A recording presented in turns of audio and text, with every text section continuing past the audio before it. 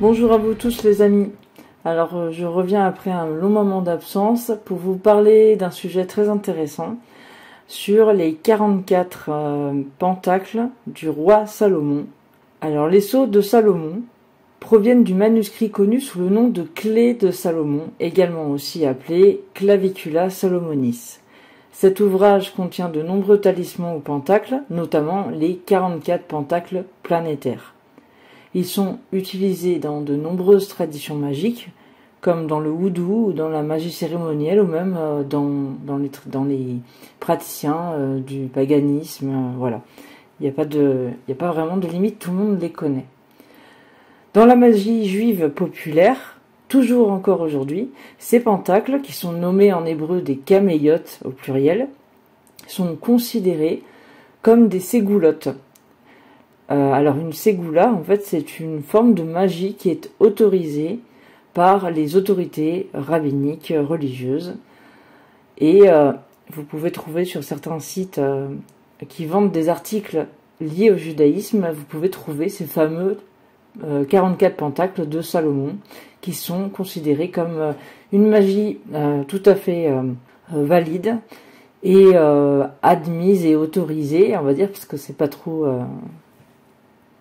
leur fort en fait, hein, les histoires de magie pour cette communauté-là, surtout les orthodoxes. Mais ça, par contre, ça passe impeccable, et donc on peut acheter des pentacles en fait sur du métal, en l'occurrence. Je crois que souvent c'est de l'étain, un truc comme ça. Alors chaque pentacle contient des noms d'anges, des noms divins, et aussi des psaumes ou des passages de la Torah. Et ils sont tous liés à une planète spécifique. Chaque planète a des correspondances particulières qui doivent être respectées lors de la fabrication et de la consécration de ces fameux pentacles planétaires. Alors il faut observer le jour de la semaine, l'heure planétaire si possible, le métal si vous êtes décidé d'utiliser des pentacles qui sous forme de pendentifs, ou pas obligatoirement d'ailleurs, hein, mais si vous décidez d'avoir ces pentacles dans les métaux respectifs, à part le mercure ça va être un peu compliqué, et bien voilà, il faudra faire attention au métal. Et aussi il faudra prendre en compte le psaume pour l'activation de ce pentacle, et aussi les couleurs si vous décidez de les confectionner, ces fameux pentacles, sur du parchemin animal de préférence. Mais la couleur aussi peut être utilisée pour l'utilisation de chandelles aussi, dans le cadre d'un rituel spécifique que vous ferez avec ce pentacle. Et notamment aussi pendant la consécration. Alors si vous ne consacrez pas rituellement vos pentacles, ils demeureront inerte et sans pouvoir. Ça sera juste un morceau de papier ou un morceau de métal. Et ça c'est valable en fait, même si vous le réalisez à la main. En métal, ça va être un peu compliqué, sauf si vous êtes un orfèvre, hein, voilà. Mais même si vous le faites à la main, si vous le faites pas à l'heure et au jour indiqué, dans une atmosphère particulière, eh bien, si vous ne l'activez pas, avec une oraison que je vais pas vous donner forcément, parce qu'il y a plusieurs oraisons possibles, mais voilà, si vous ne faites pas un rituel de consécration avec une oraison, avec une activation, surtout avec les psaumes ou les passages de la Torah qui sont associés au pentacle, eh ben ça n'aura aucun effet. C'est ça la clé pour ces pentacles précisément. Mais pour tous les pentacles en fait, et tous les talismans, tous les caméiotes, c'est valable pour tout en fait. Et j'ajouterais même pour les statues aussi, si vous avez des statues de divinités que vous aimez, avec lesquelles vous travaillez en magie, que ce soit des statues de divinités, des statues d'anges ou des statues autres, si vous ne les activez pas, si vous ne les consacrez pas, si vous n'y insérez pas des sceaux, et ben en fait ça sera juste des statues qui n'auront aucun pouvoir. Voilà, petite parenthèse fermée. Alors moi je vais quand même vous donner une indication pour la consécration de ces pentacles. C'est une manière de faire. Vous allez prendre un morceau de parchemin et vous allez y dessiner 2 cercles concentriques. Entre les 2 cercles, vous allez écrire les noms divins suivants. Elohim Gibor, Elohim Tsebaot et El Shaddai. Elohim Gibor, c'est pour punir le mal ou pour bannir l'impur. Elohim Tsebaot, c'est pour demander la miséricorde divine. Et El Shaddai, c'est pour demander des bénédictions divines. Donc une fois que vous avez fait ça, vous vous tenez face à l'est, vous prenez votre pentacle et vous le passez dans de la fumée d'encens. Un mélange d'oliban et de myrrhe, ça fera très bien l'affaire. Une fois que vous l'avez purifié, vous allez déposer votre pentacle planétaire sur le fameux dessin avec les 2 cercles concentriques et les noms divins. Puis vous allez lire les psaumes 8, 18, 26, 21, 31, 50, 28, 71, 53 et 133. Vous pouvez les lire, mais le mieux, c'est de les écouter, et notamment de les écouter en hébreu. Si vous êtes hébraïsant, vous pouvez les lire vous-même en hébreu. Je sais qu'il existe des petits psautiers en fait en hébreu, français, interlinéaire, avec la translittération.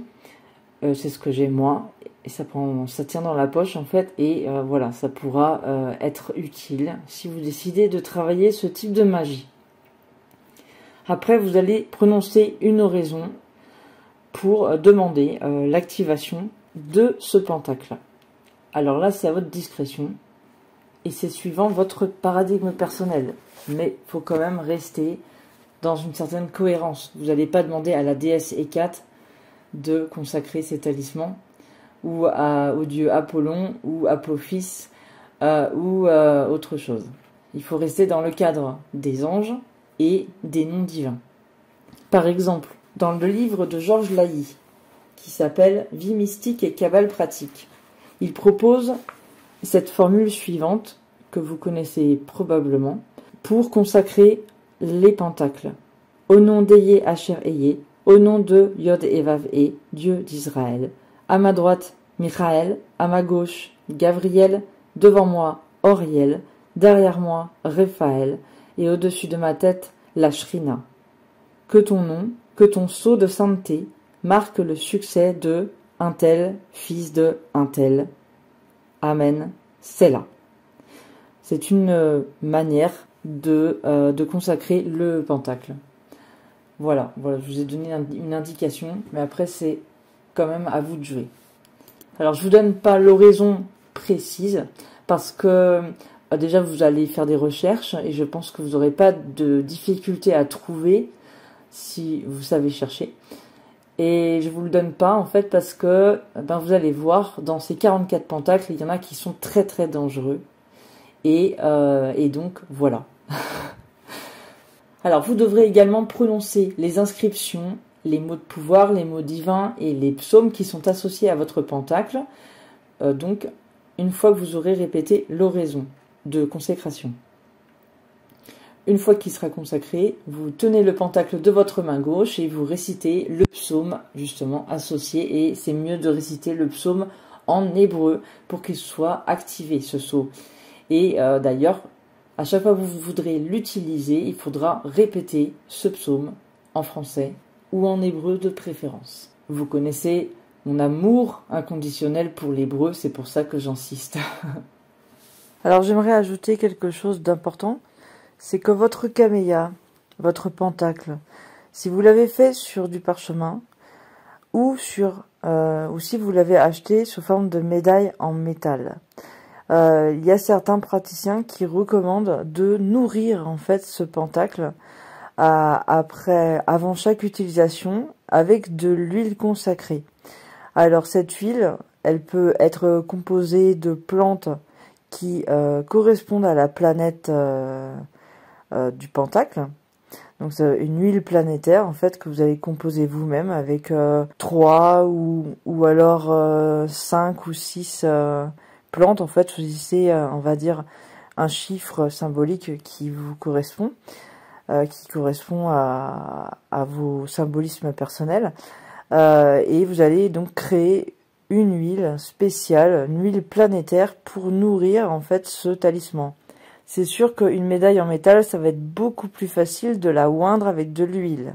Mais pour un parchemin, pour un pentacle en parchemin, il va falloir faire très attention à ne pas le mettre là où il y a l'encre, parce que sinon ça va baver et ça va être très moche. Même si vous le mettez au dos, ça risque de baver en fait. Donc je vous préconise d'utiliser un petit coton-tige que vous allez imbiber très légèrement d'huile et passer délicatement ce coton-tige sur les espaces vides où il n'y a pas d'encre sur votre parchemin. Et comme ça, vous pourrez donc le nourrir magiquement. Et c'est un plus que certains praticiens préconisent en fait, et que moi aussi je vous préconise.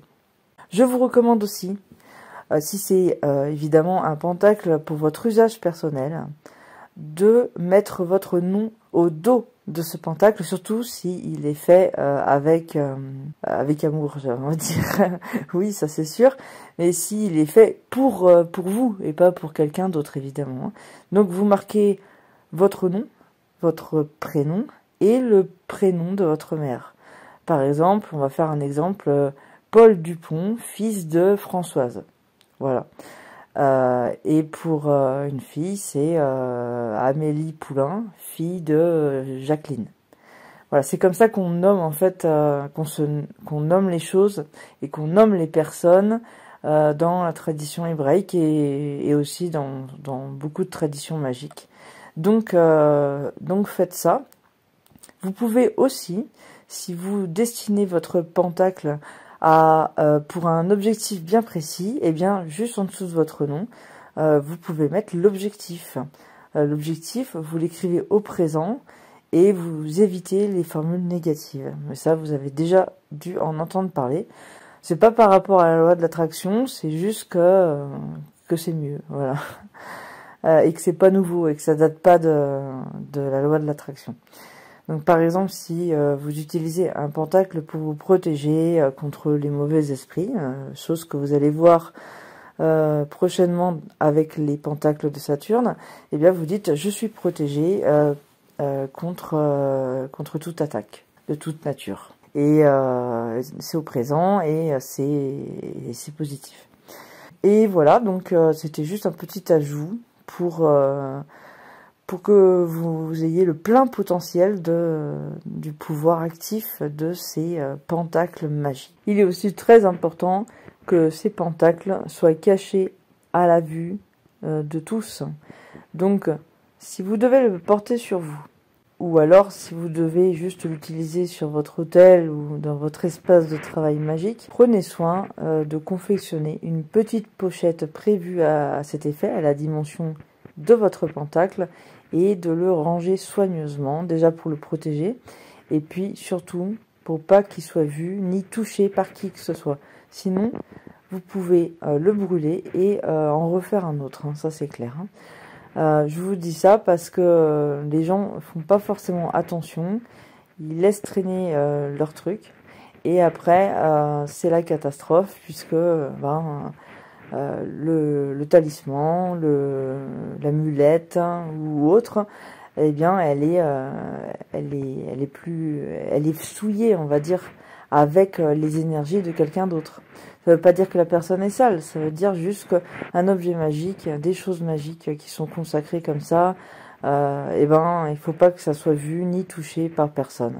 Voilà. Et puis de toute manière, je vous recommanderai jamais assez d'être discret quand vous pratiquez la magie. Ne vous faites pas repérer. Soyez dans le secret, parce que c'est une forme de protection très puissante et ça vous évitera en fait des désagréments éventuels de contresorts et compagnie. J'aimerais vous lire le passage du livre Vie mystique et cabale pratique de Monsieur Georges Laï, que j'estime beaucoup, et qui traite justement de ces fameux sceaux de Salomon, issus des clavicules de Salomon. Les clavicules de Salomon forment un livre connu en hébreu sous le nom de Mafteach Shlomo, la clé de Salomon, en hébreu. Une clavicule se dit en hébreu Etsem HaMatzpeach, Il fait partie des écrits sapientiels du roi Salomon, mais il est vraisemblable que Salomon ne soit en rien dans ce livre. Ce livre, dont il existe maintenant des éditions en toutes langues, a largement alimenté les écrits des occultistes et des mages modernes. C'est pourquoi les caméiotes ou pentacles des clavicules de Salomon sont très répandus. Il est navrant de constater qu'autant d'auteurs ayant reproduit ces pentacles n'aient pas pris la peine de les lire et de les analyser. La conséquence est que, de nos jours, tous les pentacles des clavicules et d'autres traités, dans la plupart des livres, sur les parchemins ou sur les médailles vendues dans le commerce, sont faux. Ceci au détriment d'une règle essentielle de la talismanie, ne jamais porter ou utiliser un camélia ou pentacle ou talisman dont on ne comprend pas le sens. C'est pourquoi, chers amis, j'ai mis du temps en fait à étudier ces pentacles déjà pour moi, et j'ai pris le temps, en fait je vais prendre le temps surtout pour vous de vous détailler exactement tout ce qui compose chaque pentacle et ne pas vous laisser dans le flou et de ne pas savoir en fait ce qu'ils contiennent, ce qu'ils veulent dire, les mots en hébreu, qu'est-ce que ça signifie, quel nom d'ange c'est, quel nom divin, quel verset de la Torah. Bref, je vais tout vous détailler et comme ça vous serez au courant de qu'est-ce qu'il y a en fait sur ces fameux pentacles et qu'est-ce qu'ils contiennent et surtout leurs vertus précises. Alors, je sais que maintenant ça a été corrigé quand même par pas mal de gens et ça c'est très bien. Mais si vous les achetez sous forme de médailles ou de pendentifs, faites attention et regardez bien si c'est possible qu'il n'y ait pas de faute. Alors moi, ce que je vais vous présenter visuellement sur la vidéo, ce sont des sceaux que je valide parce qu'il n'y a pas d'erreur. Mais il peut arriver que sur certaines médailles, justement, il y ait encore des erreurs. Voilà, donc vous êtes prévenus. Moi, je pense que le mieux, c'est de le faire soi-même, avec une bonne source, donc c'est-à-dire avec des mots hébreux, enfin avec les pentacles et les mots hébreux corrects, et puis le faire vous-même, le reproduire sur parchemin animal à l'encre. Je sais, c'est un peu fastidieux, mais ça vaut le coup quand même. Alors, je ne vais pas traiter des 44 pentacles d'un seul coup dans une vidéo, sinon ça ferait une vidéo beaucoup trop longue, et je sais que beaucoup d'entre vous décrochent en fait quand il s'agit de vidéos très très longues. Et là en plus, si vous voulez en plus prendre des notes, surtout que je vais donner la prononciation des Tehillim, en fait des psaumes qui correspondent au pentacle, c'est mieux de faire plusieurs vidéos, donc je vais faire une vidéo pour chaque planète. Et comme ça, vous irez voir la planète qui vous correspond, qui correspond à vos attentes, tout ça. Ça pourra faire office d'aide-mémoire, en fait, mes vidéos. Et il faudra que vous preniez des notes. Alors surtout que je ne vais rien écrire sur l'écran. Je ne mettrai que le talisman, que le pentacle en question à l'écran. Et même pour la prononciation hébraïque, je préfère vous le dire lentement plutôt que de vous l'écrire et que vous fassiez des erreurs de prononciation. Parce que la translittération phonétique de l'hébreu, elle est très mal comprise et elle engendre beaucoup d'erreurs de prononciation. Donc le mieux, c'est de m'écouter et de d'écrire en fait comme vous l'entendez. Comme ça, vous ne ferez aucune faute. Voilà, ça c'est très important et vous aurez toutes les chances de votre côté. Voilà, et puis on va commencer donc avec la première planète. Alors commençons avec le premier pentacle de Saturne. Saturne qui se dit Shabtai en hébreu, pour info. Alors ce pentacle est souvent utilisé pour contraindre les humains et les non-humains, c'est-à-dire les mortels et les entités. Il est donc conçu pour obliger autrui à se soumettre aux souhaits et aux demandes de son possesseur. Les lettres hébraïques du carré, que vous pouvez voir au centre, sont les 4 noms de Dieu. Yod He Vav He, Adonai, Yahai et Eye. Le texte autour du cercle, c'est le psaume 72, verset 9. En hébreu, ça donne Lefanav Yikre ou Tsiyim Veoyevav Afar Yelach Erou. Donc j'espère que vous aurez bien eu le temps de noter. La traduction c'est que devant lui les habitants du désert ploient le genou et que ses ennemis lèchent la poussière.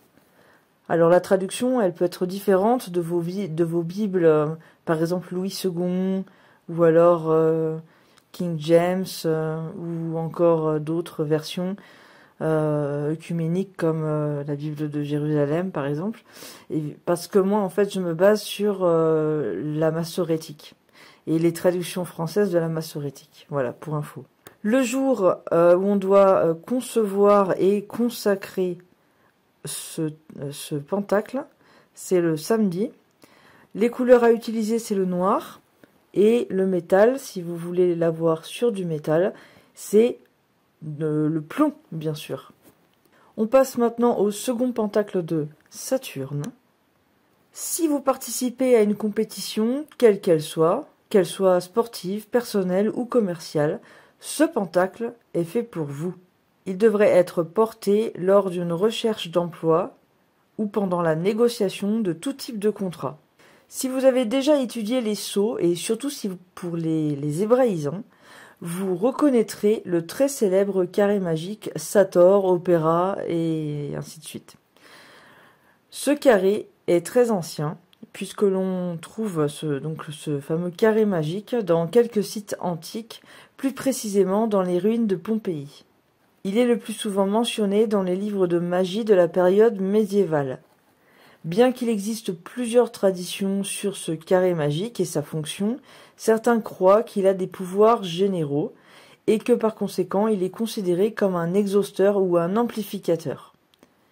Il y a 25 lettres dans le carré magique au centre de ce pentacle et l'importance est de taille et vous allez comprendre pourquoi.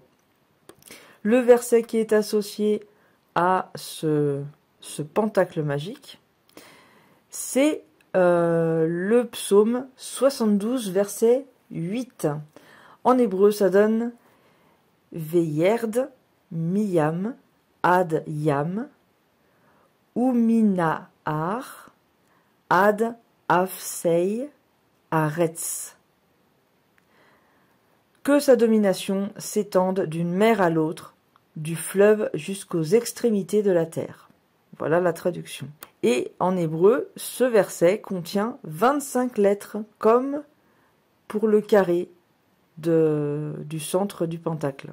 25 lettres dans le carré magique du pentacle et les 25 lettres du psaume qui se trouvent écrits tout autour dans le cercle, entre les deux cercles concentriques.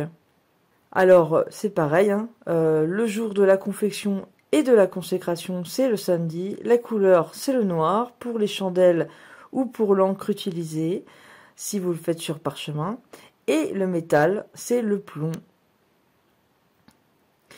Le troisième pentacle de Saturne, c'est un bon pentacle à porter sur soi pour se défendre des complots fomentés contre vous par d'autres personnes. Il s'agit également d'une excellente protection pour repousser tous les esprits mauvais qui peuvent s'attarder près de vous ou de votre maison. De haut en bas, le sceau contient les noms des anges qui vous aideront à vous défendre contre les personnes ou les mauvais esprits. Ces anges sont Omliel. Omliel, c'est un ange qui aidera à lier les mauvais esprits qui tentent de vous nuire. Après, il y a Anariel. Cet ange aidera à lutter contre les gens qui vous font du mal ou qui essaient de vous faire du mal. C'est aussi un bon ange pour ceux qui sont timides. Ensuite, il y a l'ange Aroria. Cet ange vous aidera à détecter les mensonges et les trahisons des autres et vous en protégera. Et enfin, le dernier ange, c'est Anatsria. Je répète, Anatsria. Il n'est pas facile à prononcer. On ne sait pas exactement à quoi il sert en fait, cet ange-là, mais il est probablement utile pour renforcer l'action des autres anges. Vous aurez d'autres exemples plus tard dans d'autres pentacles. Il n'y a pas de psaume associé à ce pentacle. Voilà. Donc pour l'activation, il faudra répéter le nom des anges que je vous ai énoncé. Et ça suffit puisqu'il n'y a que ça comme mention sur ce pentacle-là. La consécration et la confection, ça sera le samedi. La couleur, toujours pareil, le noir. Et le métal, toujours pareil, le plomb. Le 4e pentacle de Saturne est à utiliser dans tous les rituels qui traitent de la mort, de la ruine et de la destruction. Veuillez être prudent avec celui-ci. Très prudent. D'ailleurs, je vous déconseille complètement, en fait. Mais bon, ça, c'est pas à moi de juger. Ce sceau est apprécié par ceux qui souhaitent imposer leur volonté aux autres. Il a aussi la vertu d'apporter de bonnes nouvelles à son possesseur. Donc, si possible, utilisez-le pour cet aspect positif. L'hébreu qui entoure le triangle provient d'un passage de la Torah ou Ancien Testament et fait partie d'une prière qui est récitée chaque jour par les Juifs du monde entier, le fameux Shema Israël, Adonai Eloheinu, Adonai Echad. Écoute, ô Israël, l'Éternel notre Dieu, l'Éternel est un. Deutéronome, chapitre 6, verset 4. Ce verset sert de complément au verset suivant qui se trouve dans le cercle extérieur, et il s'agit du psaume 109, verset 18. En hébreu, ça vous donne Vayilbash, Kelala, Kemado, Vatavo, Ramaim, Bekirbo, Veras Shemen, Beatzmotav. La traduction: il a endossé la malédiction comme sa tunique. Elle a pénétré en son sein comme de l'eau, comme de l'huile sur ses membres. Le jour de la consécration et de la confection de ce pentacle, c'est toujours le samedi. La couleur, c'est le noir et le métal, c'est le plomb. Le 5e pentacle de Saturne est à utiliser pour vous protéger non seulement dans votre vie profane, mais aussi magiquement contre les mauvais esprits. Il est également utilisé pour protéger votre maison et vos biens personnels matériels. Le nom dans le cercle intérieur est le grand nom de Dieu en 4 lettres, le fameux Yod-He-Vav-He. Le nom à l'intérieur du carré en partant du haut, dans le sens des aiguilles d'une montre, c'est Aleph, Lamed, Vav et Eloa, tout simplement.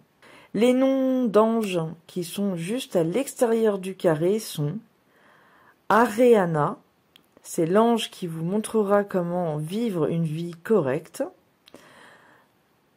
Rachaniel, c'est l'ange dispensateur de la sagesse et de la volonté. Roel Haïfar, c'est l'ange qui prévient des tragédies et des calamités.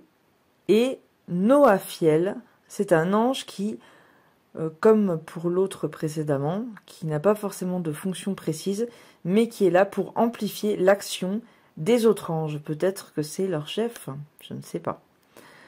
L'inscription hébraïque autour du cercle, c'est un passage du verset du Deutéronome, cette fois-ci.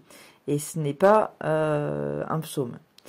Alors, c'est Deutéronome, chapitre 10, verset 17. En hébreu, ça vous donne... Alors, ce qu'il y a marqué dans le cercle de ce pentacle, c'est pas tout le verset, c'est une partie. La partie qui est concernée, c'est Ael, Agadol, Agibor, Ve, Anora. Mais je vais quand même vous lire en entier, pour le fun. Ki Adonai, Elohei Kem, Eoa, Elohei a Elohim, Ve Adonai, Ve Adonim, Ael, Agadol, Agibor, Ve Anora, Asher la Yisha, Panim, Velo Yikar, Shechad. Donc c'est juste une partie de ce verset. Le jour de la confection et de la consécration de ce pentacle, j'allais dire camélia, mais c'est pareil, c'est le samedi, bien sûr. La couleur, c'est le noir, et le métal, c'est le plomb. On change pas.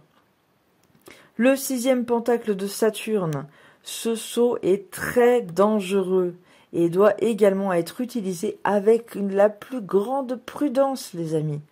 Si vous avez un ennemi que vous n'aimez pas du tout, et le mot est faible, ce sceau peut être utilisé pour lui envoyer sur lui des fantômes, des mauvais esprits de toute nature, pour ne pas dire des démons, et des poltergeists en tout genre, comme un bon moyen pour le tourmenter. Les mots hébreux ne viennent pas de la Bible, on ne sait pas très bien d'où ils viennent, mais il est dit en fait en hébreu autour, la traduction c'est « placer sur lui un méchant ». Un méchant en hébreu c'est un rachat, pour être son chef et que Satan se tienne sur sa droite. Donc là, est-ce que je vous le donne le truc en hébreu ou pas? Non, je ne vous le donnerai pas. Comme ça, vous ne pourrez pas l'activer dans les règles de l'art avec de l'hébreu, même si ça peut éventuellement le faire en français, mais en tout cas, faites très attention avec ça. C'est un peu comme si je vous donnais un flingue. Mais bon, c'est pas grave. Alors, le jour de la confection et de la consécration, c'est le samedi. La couleur, c'est le noir. Et le métal, c'est le plomb. 7e pentacle de Saturne, c'est le dernier pour la planète Saturne. Alors, je ne sais pas trop pourquoi on en aurait besoin, mais ce pentacle est destiné à provoquer ou à aggraver un tremblement de terre. Au niveau des autres applications, ce pentacle est réputé pour faire trembler les autres devant vous en rendant votre voix forte et impressionnante comme celle d'un ange. Exemple, dans le livre de Daniel, il y a un passage où il y a un ange qui s'adresse à Daniel et Daniel est terrorisé et il dit « Le son de ses paroles éclatait comme le bruit d'une multitude ». Voilà. Et il y a aussi un autre exemple avec un ange dans Apocalypse de Saint Jean où effectivement quand il parle c'est pas rien quoi. Donc à utiliser avec prudence, toujours pareil, mais je vois pas pourquoi vous voudriez provoquer ou aggraver un tremblement de terre. Bon bref. Les noms des anges qui sont sur ce pentacle. Ce ne sont pas des noms d'anges, en fait, ce sont des noms d'ordres angéliques. Les ordres angéliques principaux, même si il en manque quand même selon la tradition. Alors, donc vous pourrez trouver tout ça en hébreu, la mention de l'ordre angélique des Chayot HaKodesh, qui signifie les créatures vivantes et saintes, les Ophanim, donc qui signifie les roues, les Aralim ou les Erelim, qui signifie les vaillants, les Chashmalim, qui signifie les silences parlants. En hébreu, la racine du mot Rashmal signifie électricité, au passage. Les Séraphim, qui signifie les brûlants. Les Malachim, qui signifie les messagers, et qui est un mot en fait générique pour désigner les anges en hébreu. Les Elohim, ou plutôt les Malarei Elohim, parce que là c'est pas Dieu, ou c'est pas les dieux, mais c'est ça fait référence à l'attribut de justice et de jugement en fait du mot Elohim. Et donc Malarei Elohim, moi je le traduis par les anges du jugement, tout simplement. Après il y a les Béné Elohim, à ne pas confondre avec les Bénéa Elohim de Genèse 6. Si vous voulez plus d'informations sur l'identité des Béné à Elohim du chapitre 6 de la Genèse, je vous recommande d'aller dans la description de cette vidéo et de cliquer sur le lien de mon site internet où vous trouverez une étude complète sur la question. En attendant, les Béné Elohim sont des anges, alors que les Béné à Elohim ne sont pas forcément des anges, et donc je les traduis par les fils angéliques d'Elohim. Voilà, pour faire un contraste entre les hommes et les anges. Et enfin, on va finir avec les kéroubim ou kérouvim. Ça veut dire les bénisseurs ou les priants. L'inscription hébraïque sur le bord extérieur du pentacle, c'est le psaume 18, verset 8.